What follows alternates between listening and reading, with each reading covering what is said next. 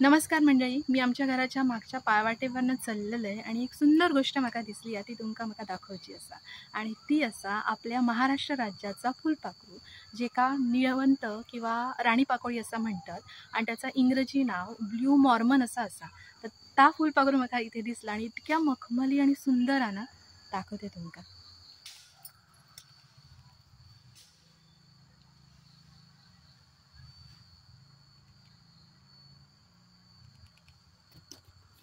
मस्त आहे ना.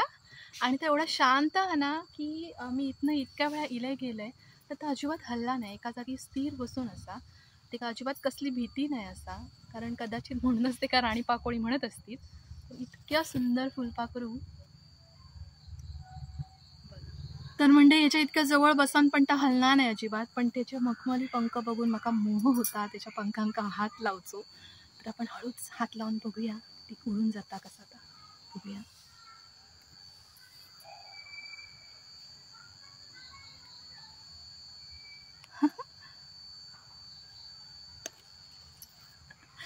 पुन्हा पण नाही येता म्हणजे बघा ते कदाचित विश्वास की माझ्या बाजूचा माणूस मला काय त्रास देणारा नाही असा.